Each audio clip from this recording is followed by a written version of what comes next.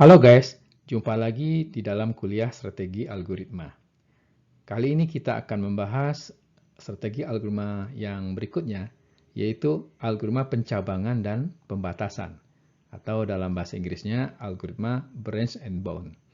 Pada video bagian pertama ini, saya akan menjelaskan tentang apa itu algoritma branch and bound, kemudian apa perbedaannya dengan algoritma backtracking, kemudian seperti apa garis besar algoritmanya, dan diberikan beberapa contoh ilustrasi tentang penjelasan algoritma branch and bound. Saya ucapkan selamat menyaksikan dan selamat belajar. Sampai sejauh ini, kita sudah mempelajari berbagai metode pembentukan pohon ruang status atau state space tree secara dinamis dalam mencari solusi persoalan, yaitu dengan menggunakan breadth versus atau BFS, kemudian depth versus DFS, lalu Depth Limited Search atau DLS, kemudian Iterative Deepening Search atau IDS, dan algoritma backtracking.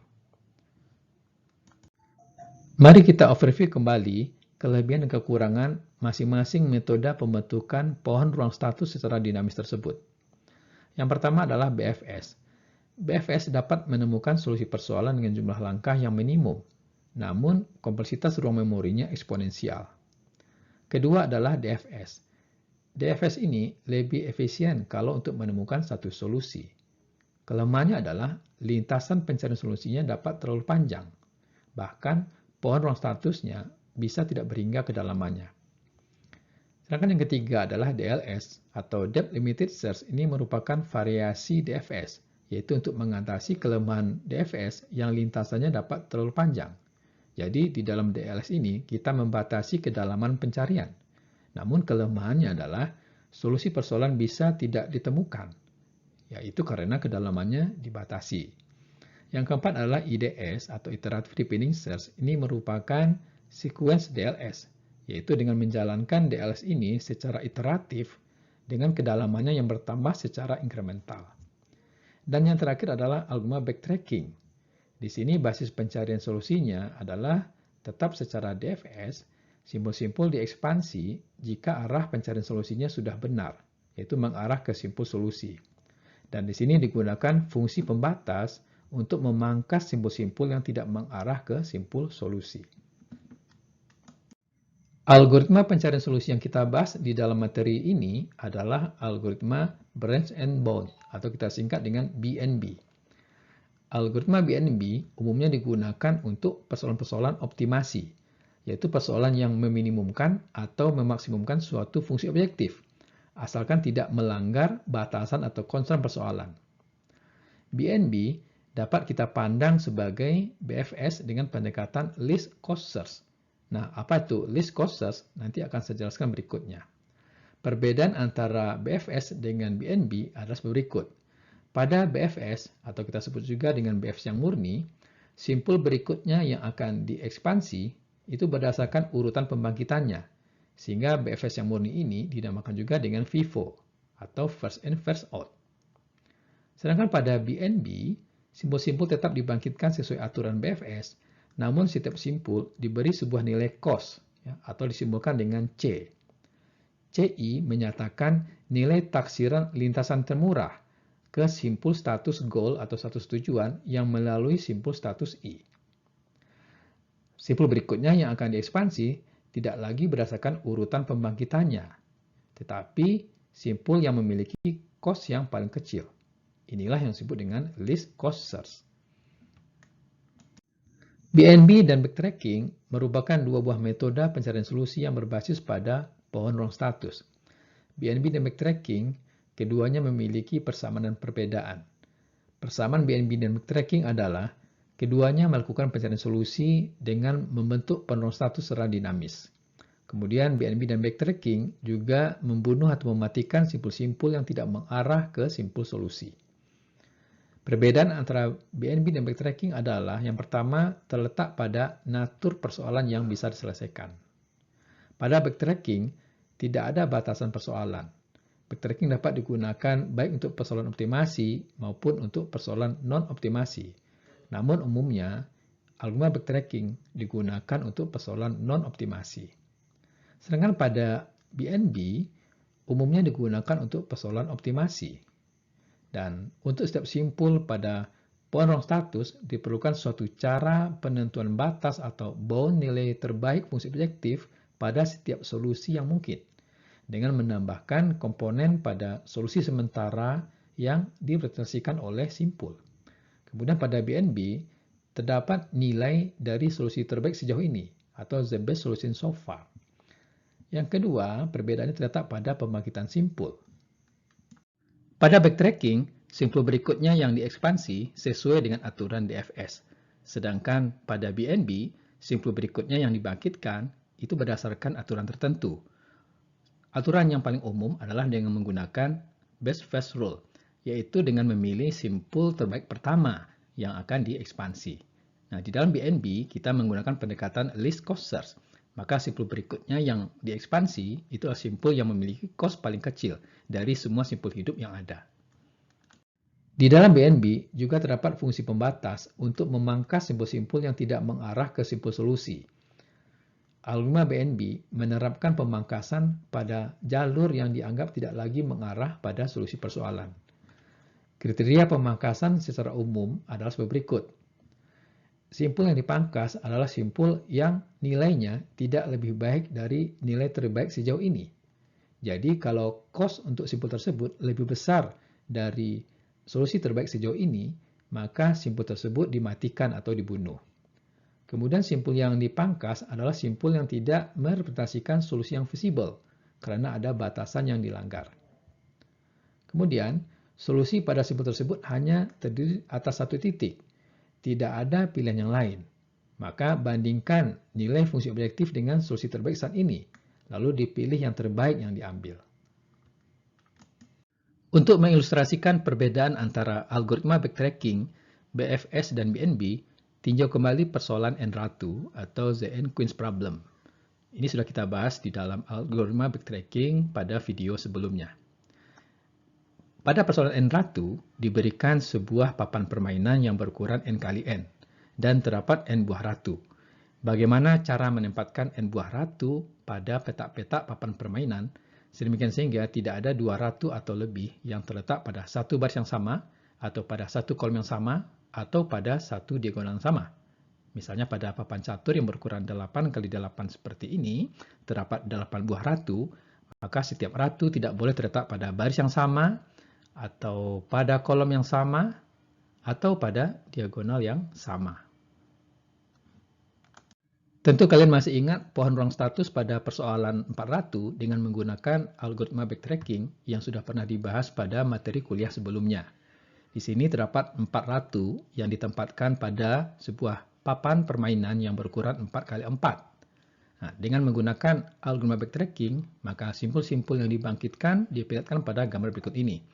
Ini adalah simpul-simpul yang dimatikan atau yang dipangkas, dan solusi pertama itu terletak pada simpul nomor 31 yang lintasannya adalah sebagai berikut yang ditunjukkan oleh garis berwarna merah ini. Sekarang kita selesaikan persoalan 4 ratu dengan menggunakan algoritma BFS tetapi dengan pembatasan. Karena BFS ini adalah FIFO, maka ini kita sebut juga sebagai FIFO branch and bound.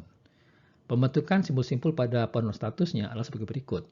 Mula-mula kita bangkitkan simpul 1, di sini belum ada ratu yang ditempatkan, lalu kita bangkitkan anak-anak simpul 1 ini sesuai dengan aturan BFS, yaitu simpul nomor 2, 3, 4, dan 5. Itu berarti pada baris pertama kita tempatkan ratu pada kolom ke-1, atau pada kolom kedua, atau pada kolom ketiga, atau pada kolom keempat.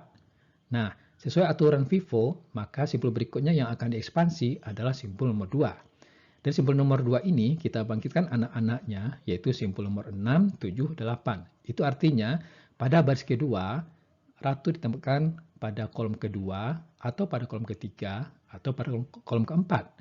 Nah, pada status nomor 6 kita perhatikan di sini melanggar constraint, karena dua buah ratu ini terletak pada diagonal yang sama.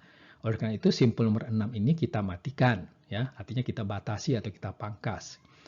Kemudian, karena ini menggunakan aturan FIFO, maka simpul berikutnya yang diekspansi itu adalah simpul nomor 3. Jadi di sini kita bangkitkan anak-anaknya, yaitu simpul nomor 9, 10, dan 11. Nah, 9 dan 10 ini juga kita matikan ya, karena ini terletak pada diagonal yang sama ya. Nah, simpul berikut yang kita bangkitkan adalah simpul nomor 4 ya. Ini kita ekspansi menjadi simpul nomor 12, 13, dan 14. Nah, simpul 13 dan 14 ini juga kita matikan ya, karena ratu ini terletak pada diagonal yang sama ya dengan baris pertamanya. Kemudian simpul berikutnya yang akan diekspansi adalah simpul nomor 5. Kita bangkitkan anak-anaknya adalah 15 maksud saya, kemudian 16 dan 17. Nah, simpul 17 ini kita matikan ya, karena ini melanggar constraint. Nah, sesuai aturan BFS, maka simpul berikutnya yang akan diekspansi adalah simpul nomor 7. Kita bangkitkan anak-anaknya, yaitu simpul nomor 18 dan 19. Ini artinya pada baris ketiga, kita tempatkan ratu pada kolom kedua atau kolom keempat. Nah, demikian seterusnya, ya, kita bangkitkan anak-anak dari suatu simpul itu sesuai aturan BFS, dan apabila suatu simpul itu melanggar constraint, maka kita matikan, ya, atau kita pangkas. Nah, solusi pertamanya itu akan ditemukan pada simpul nomor 30, ya, dengan lintasannya adalah 1, 3, 11, 22, 30, yaitu X sama dengan 2, 4, 1, 3. Artinya, ratu ditemukan pada baris pertama pada kolom kedua, baris kedua pada kolom keempat, baris ketiga pada kolom ke-1, dan baris keempat pada kolom ketiga. Nah, sekarang bagaimana strategi pencarian solusi 4 ratu, tetapi dengan menggunakan algoritma Brush and Bond. Nah, dengan menggunakan algoritma Brush and Bond, maka simpul hidup berikutnya yang akan diekspansi itu tidak lagi berdasarkan aturan FIFO, tetapi simpul yang memiliki nilai cost terkecil. Ya.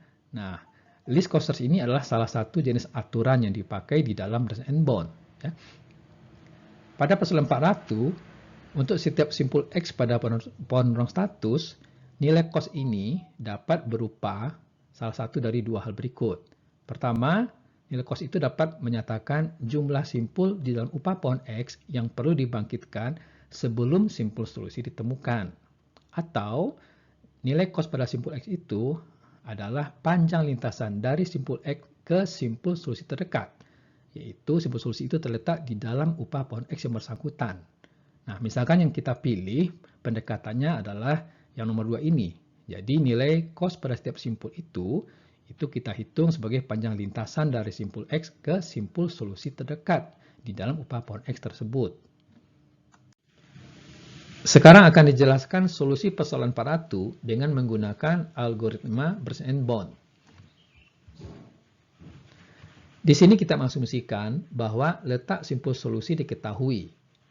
Pada persoalan 4 ratu terdapat dua buah solusi, yaitu solusi pertama itu adalah 2, 4, 1, 3, yaitu pada simpul nomor 30, sedangkan solusi kedua adalah dari simpul nomor 4 ini, ya, tapi di sini tidak digambarkan. Kemudian, cost untuk setiap simpul X kita hitung sebagai panjang lintasan dari simpul X ke simpul solusi terdekat di dalam sub pohon X tersebut. Untuk simpul yang tidak memiliki simpul solusi di dalam sub pohonnya, maka cost-nya kita beri nilai tak berhingga.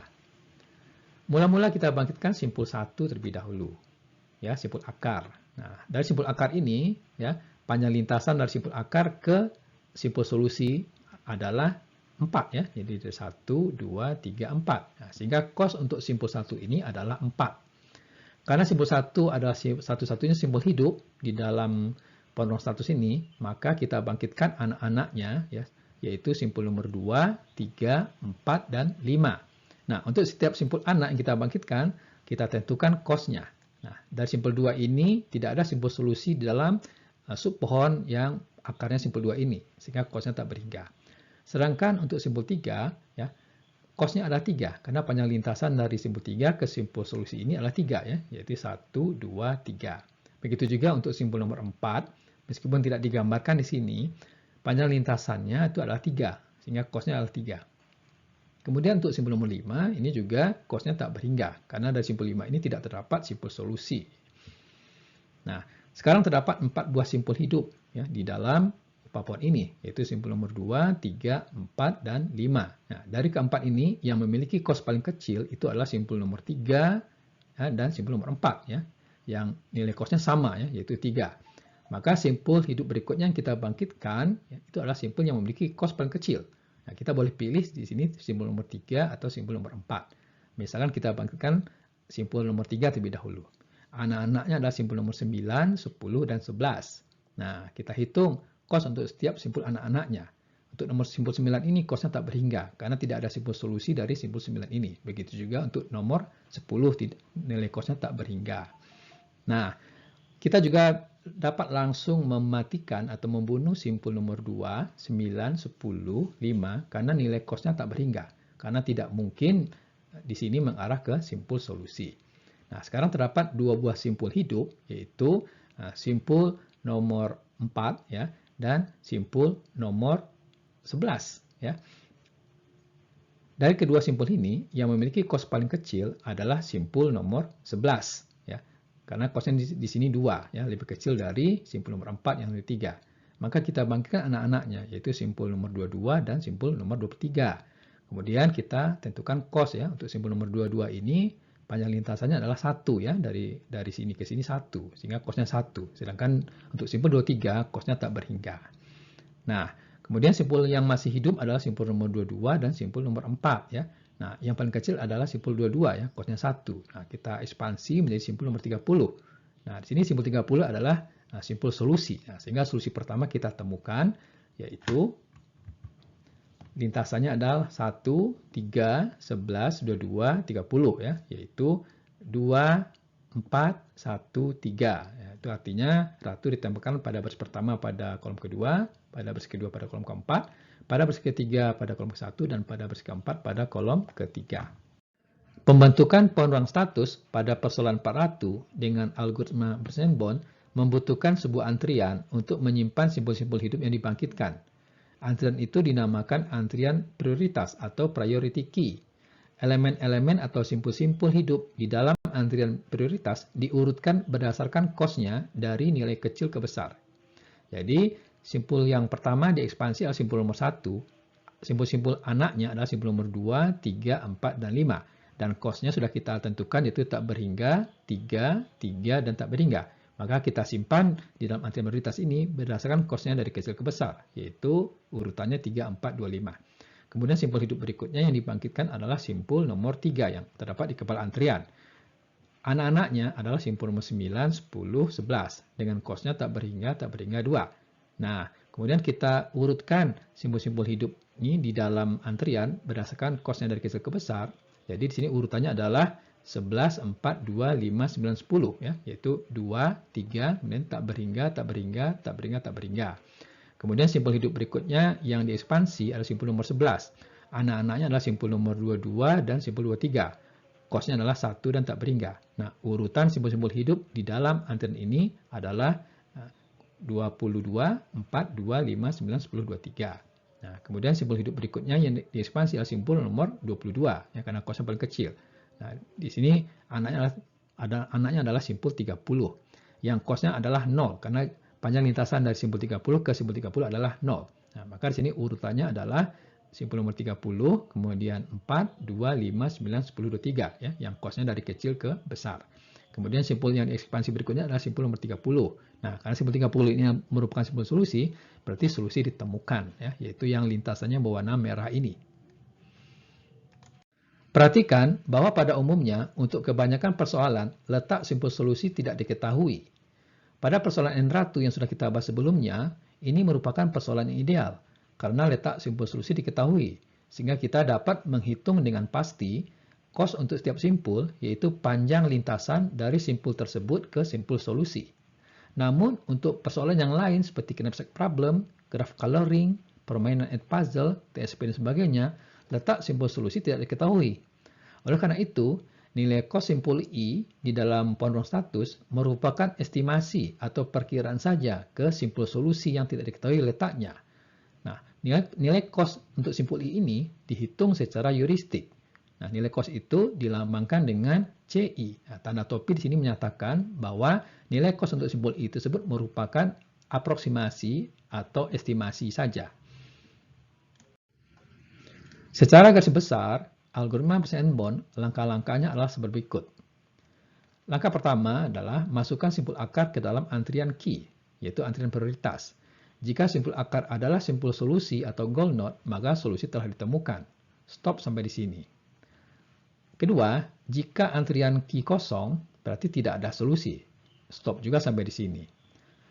Langkah ketiga, jika key tidak kosong, kita pilih dari antrian key simpul I yang mempunyai nilai cos CI paling kecil.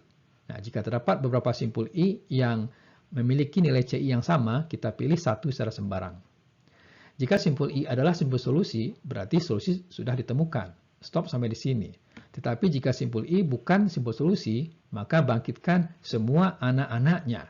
Nah, jika I tidak mempunyai anak, maka kembali ke langkah 2. Nah, untuk setiap anak J dari simpul I, kita hitung CJ ya, dan masukkan semua anak-anak tersebut ke dalam antrian key. Lalu kita ulangi lagi, kembali ke langkah 2. Untuk mengilustrasikan algoritma Bose-Einborn yang cos untuk setiap simpulnya merupakan perkiraan atau estimasi secara heuristik, maka perhatikan contoh persoalan permainan 15 puzzle yang sudah pernah kita bahas sebelumnya di dalam materi algoritma brute force. Terdapat sebuah 15 puzzle yang berisi ubin-ubin yang diberi nomor 1 sampai nomor 15 dan sebuah ubin kosong untuk melakukan pergerakan ubin. Misalkan susunan awal 15 puzzle adalah seperti ini dan diinginkan susunan akhirnya ubin-ubinnya terurut ya dari ubin nomor 1 sampai ubin nomor 15. Nah, pohon ruang statusnya itu merupakan susunan ubin-ubin akibat pergerakan ubin kosong. Nah, kenapa ubin kosong? Karena pergerakan ubin itu akan mengakibatkan ubin kosong ini dapat berpindah ke atas, ke bawah, ke kiri atau ke kanan. Jadi status pada pohon statusnya adalah berdasarkan posisi ubin kosong. Jadi aksi yang dapat dilakukan itu adalah memindahkan ubin kosong ke atas, ke bawah, ke kiri, atau ke kanan. Sebelum kita melakukan pencarian solusi persoalan 15 puzzle, maka terlebih dahulu kita menentukan apakah suatu susunan akhir dapat dicapai dari suatu susunan awal. Nah, di dalam 15 puzzle terdapat 16 buah ubin, termasuk ubin kosong, sehingga terdapat 16 faktorial atau setara dengan 20,9 kali 10 pangkat 12 susunan ubin yang berbeda. Dan hanya setengah dari susunan tersebut yang dapat dicapai dari susunan awal sembarang.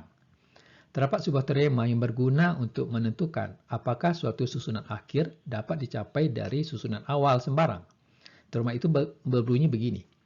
Status tujuan atau susunan akhir hanya dapat dicapai dari status awal jika sigma kurang I dari 1 sampai 16 ditambah dengan X bernilai genap. Nah, X ini bernilai 0 atau 1. X sama dengan 1 jika sel kosong pada posisi awal terletak pada salah satu sel yang diarsir. Nah, selain itu, X bernilai 0 ya, jika tidak terletak pada sel yang diarsir. Pada contoh ini, susunan awal ini, sel yang kosong ini tidak terletak pada sel yang diarsir, sehingga X-nya bernilai 0. Untuk lebih jelasnya, perhatikan contoh 15 puzzle yang susunan awalnya seperti ini. Kita akan menentukan terlebih dahulu apakah susunan akhir dapat dicapai dari susunan awal ini, yaitu kita hitung jumlah kurang I dari 1 sampai 16. Kurang I menyatakan banyaknya ubin bernomor J kecil dari I, tetapi posisi J lebih besar dari posisi I. Posisi I menyatakan posisi ubin bernomor I pada susunan awal yang diperiksa. Nah, sebagai contoh, kurang 4 sama dengan 1. Artinya, terdapat satu buah ubin yang nomornya lebih kecil dari 4 yang posisinya lebih tinggi dari posisi ubin 4, yaitu ubin nomor 2 ini. Ya, posisinya lebih tinggi dari posisi nomor 4. Ya. Jadi posisi itu kita hitung dari nomor ini, nomor 1, 2, 3, 4, sampai nomor 16. Nah, terdapat satu buah ubin yang nomornya lebih kecil dari 4, yaitu ubin 2, yang posisinya lebih tinggi dari ubin 4. Contoh lainnya, kurang 11 itu sama dengan 3. Artinya terdapat 3 buah ubin yang nomornya lebih kecil dari 11, tetapi posisinya lebih tinggi dari posisi ubin 11. Yaitu kalau kita lihat di sini, ubin yang nomornya lebih kecil dari nomor 11 adalah nomor 8, 9, 10. Ya, posisinya lebih tinggi dari posisi 11. Jadi kurang 11 sama dengan 3. Nah, di sini posisi ubin kosong itu tidak terletak pada sel yang diarsir, sehingga X-nya sama dengan 0. Nah, jumlah dari kurang I ini itu ya kita jumlahkan 0 tambah 1 sampai tambah 10 itu adalah 37. 37 ditambah 0, 37. Nah, ini ganjil. Nah, berarti tidak sesuai dengan teorema ya. Kalau dapat dicapai dari susunan awal, jumlahnya harus genap. Nah, karena ini ganjil berarti susunan akhir tidak dapat dicapai dari susunan awal ini. Contoh lainnya, misalkan susunan awal 15 puzzle seperti ini dan susunan akhir yang diinginkan adalah seperti ini. Nah, kita akan menentukan terlebih dahulu apakah susunan akhir ini dapat dicapai dari susunan awal ini. Dan ini adalah susunan sel-sel yang diarsir. Kita hitung terlebih dahulu jumlah kurang I dari 1 sampai 16. Nah, ini adalah tabelnya. Kita jumlahkan ya, 0 tambah 0 tambah 0 sampai tambah 9. Ini jumlahnya 15. Dan sel kosong pada susunan awal terletak pada sel yang diarsir, sehingga X-nya sama dengan 1. Nah, 15 tambah 1 sama dengan 16.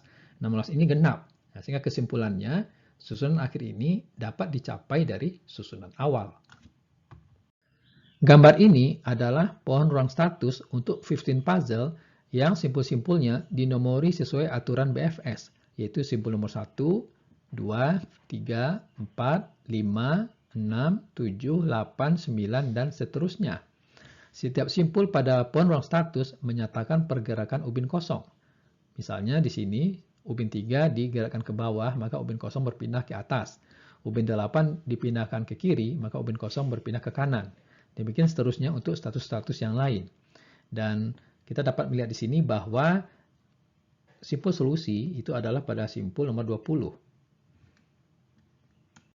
Sedangkan gambar yang ini adalah pohon ruang status persoalan 15 puzzle yang simpul-simpulnya dibangkitkan secara DFS. Di sini diperlihatkan hanya 11 buah simpul pertama saja yang dibangkitkan dalam pencarian DFS, ya, yaitu dari simpul 1 ke simpul 2, 3, 4, 5, sampai ke simpul 12. Sekarang akan kita selesaikan persoalan 15 puzzle dengan algoritma Burns and Bond. Tetapi terlebih dahulu kita harus menentukan bagaimana cara menghitung kos untuk setiap simpul hidup di dalam pohon ruang status. Seperti yang sudah disebutkan sebelumnya, bahwa pada umumnya untuk kebanyakan persoalan, letak simpul solusi tidak diketahui. Oleh karena itu, kos setiap simpul umumnya berupa taksiran atau perkiraan. Kos untuk simpul I dinyatakan dalam persamaan CI sama dengan FI ditambah GI.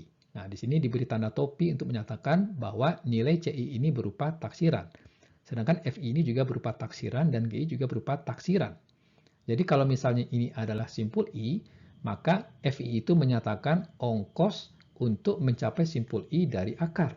Sedangkan GI menyatakan ongkos untuk mencapai simpul tujuan atau goal node dari simpul I.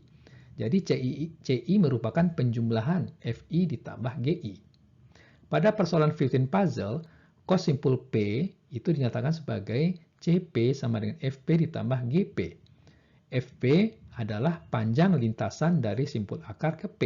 Nah, karena kita dapat menghitung dengan pasti panjang lintasan dari simpul akar ke P, maka ini tidak lagi berupa taksiran. Sedangkan GP adalah taksiran panjang lintasan terpendek dari simpul P ke simpul solusi pada upah pohon yang akarnya adalah P. Nah, bagaimana cara menghitung GP ini? Perhatikan slide berikutnya.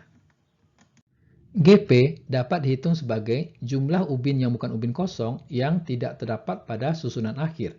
Misalkan susunan akhir yang diinginkan adalah seperti ini. Maka kita hitung dari suatu status banyaknya ubin yang bukan ubin kosong yang susunan ubinnya tidak berada pada susunan akhir seperti ini. Contohnya kalau susunan awal seperti ini, kemudian kita bangkitkan anak-anaknya, yaitu simpul nomor 2, 3, 4, dan 5, yaitu dengan menggerakkan ubin kosong ke atas, ke kanan, ke bawah, dan ke kiri, maka kita hitung kos untuk setiap simpul hidup tersebut. Untuk simpul nomor 2, C2 sama dengan F2 tambah G2. F2 adalah panjang lintasan dari simpul akar ke simpul nomor 2. Panjang lintasan adalah 1. Sedangkan G2 adalah 4, yaitu terdapat 4 buah ubin yang bukan ubin kosong yang tidak terletak pada susunan akhir, yaitu ubin nomor 3, ya, karena ubin nomor 3 di sini tidak terdapat pada susunan akhir, ya. Kemudian ubin nomor 7, ya, perhatikan, ubin nomor 11 dan ubin nomor 12, ya. Keempat buah ubin ini tidak terletak pada susunan akhir seperti ini. Maka G2 sama dengan 4, sehingga C2 sama dengan 1 tambah 4 sama dengan 5. Begitu juga untuk C3, C3 sama dengan F3 tambah G3. F3 adalah panjang lintasan dari simpul akar ke simpul nomor 3 yaitu 1, dan G3 adalah banyaknya ubin yang bukan ubin kosong yang tidak terletak pada susunan akhir, yaitu ubin nomor 8, ubin nomor 7, ubin 11, dan 12. Berarti ada 4 buah ya yang tidak terletak pada susunan akhir seperti ini. Sehingga 1 tambah 4 sama dengan 5. Kemudian C4 sama dengan F4 tambah G4. F4 panjang lintasan dari simpul akar ke sini yaitu 1 ditambah ubin yang bukan ubin kosong yang tidak terletak pada susunan akhir, yaitu ubin nomor 11 dan 12. Itu ada 2 buah. 1 tambah 2 sama dengan 3. Nah, dengan cara yang sama, maka C5 itu adalah 1 tambah 4 sama dengan 5. Nah, dari keempat buah simpul hidup ini, yang memiliki kos paling kecil itu adalah simpul nomor 4. Maka simpul nomor 4 inilah yang selanjutnya akan diekspansi. Ini adalah pohon pencarian dengan algoritma Bers-and-Bond. Ini ada susunan awalnya dan sudah kita hitung kos untuk simpul anak-anaknya, yaitu untuk simpul nomor 2 ini kosnya 5, simpul nomor 3 5, simpul nomor 4 3, dan simpul nomor 5 kosnya 5. Dari keempat ini yang memiliki kos paling kecil adalah simpul nomor 4, yaitu kosnya 3. Maka simpul nomor 3 inilah yang kita ekspansi berikutnya, yaitu menjadi simpul 10, 11, dan 12.